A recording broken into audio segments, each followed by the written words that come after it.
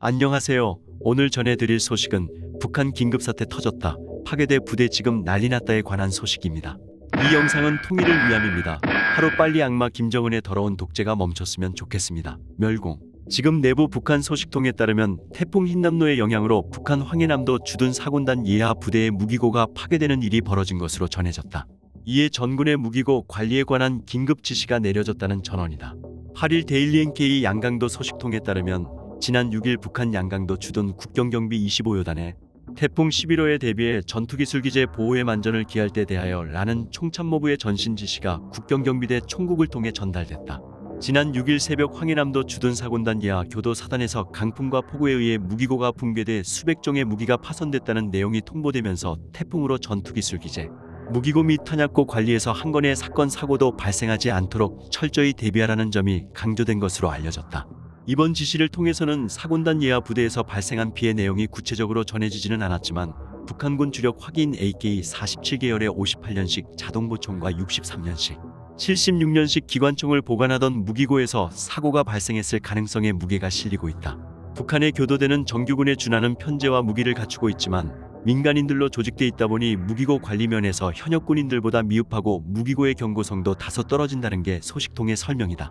교도대 부대 무기고들이 대부분 노후화돼 있고 노천에 노출돼 있어 강풍이 불고 폭우가 쏟아지면 지붕이 날아가거나 벽체가 무너지는 등의 피해가 자주 발생하고 있다는 것이다. 실제 소식통은 4군단 예하 교도 사단에서 발생한 무기고 붕괴 사고는 노후된 건물의 벽체가 폭우의 빗물을 먹어 무너지거나 강풍에 지붕이 날아갔을 가능성이 크다면서 국가적으로 강풍과 폭우에 의한 인적 물적 피해를 방지하기 위한 대책을 철저히 세우라고 여러 차례 강조했음에도 사고가 발생해 해당 부대 간부들이 처벌을 피하기는 어려워 보인다고 말했다. 이런 가운데 이번 총참모부의 전신 지시를 전달받은 양강도 주둔 국경경비 25여단은 소속 연대, 대대들의 무기고와 탄약고들의 상태를 재점검하고 피해가 발생하지 않도록 하라는 지시를 내린 것으로 전해졌다. 그러나 군인들은 무기고가 워낙 오래돼 강풍이 불고 폭우가 내리면 사소하게나마 사고가 나기 마련인데 이를 우리더러 어쩌란 말이냐는 등 불만을 표했다고 한다.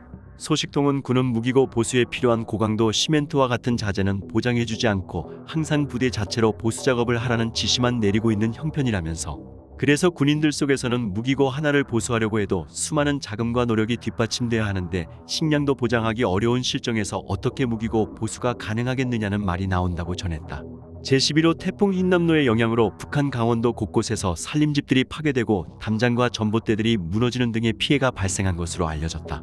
7일 데일리 NK 북한 내부 소식통에 따르면 북한 강원도 고성, 금강, 김화, 창도고를 비롯한 여러 지역에서 강풍에 산림집과 시설물이 무너지고 쏟아져 내린 무더기 비에 농경지와 도로 등이 침수되는 피해가 잇따랐다. 고성군과 금강군에서는 6일 새벽 강풍에 가로수와 전봇대가 넘어지고 지붕이 날아가는가 하면 폭우에 산림집들이 물에 잠기면서 주민들이 긴급히 대피하는 소동이 벌어지기도 했다는 전언이다. 실제 고성군의 구읍리와 고복리 등지에서는 강풍과 폭우에 30여 세대의 주택이 파괴, 침수됐으며 장포리와 삼일포리에서는 산림집들의 빗물이 거세게 들이쳐 산림살이들이 떠내려가고 기초바닥이 다 보일 정도로 파이는 일도 벌어졌다. 또 김하군에서는 지난 4일부터 내린 폭우로 10여 세대의 산림집들이 물에 잠기고 강풍에 곡물들이 넘어지는 등 농경지 피해도 상당한 것으로 전해졌다.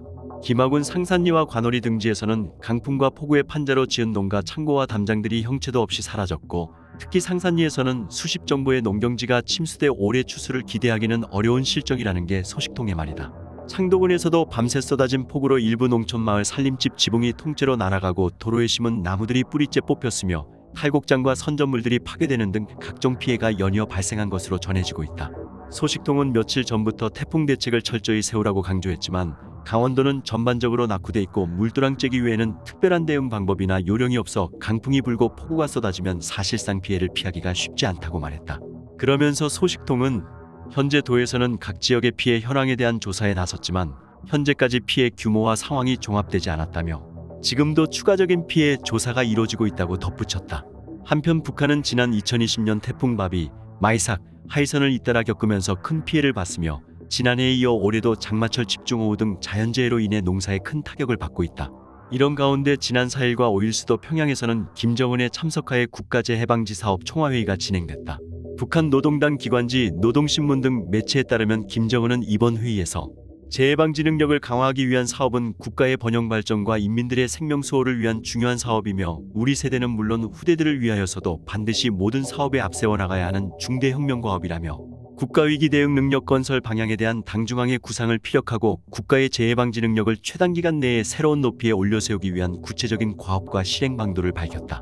평안남도의 한주민 소식통은 7일 오늘 평양에서 제14기 7차 최고인민회의가 진행된다는 소식이 선전 매체를 통해 보도되자 주민들 속에서는 쓸데없는 회의는 왜 자꾸 하냐며 불만을 표하고 있다고 자유아시아 방송에 전했다.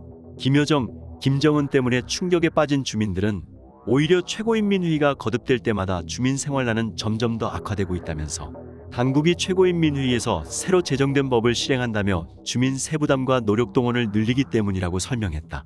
주민들은 계속해서 힘들어하고 있다. 안녕하세요. 오늘 소식은 여기까지입니다. 정성산TV는 남북 통일을 위해 여러 가지 소식을 빠르게 가져다 드리겠습니다. 구독과 좋아요, 알림 설정 부탁드립니다. 감사합니다.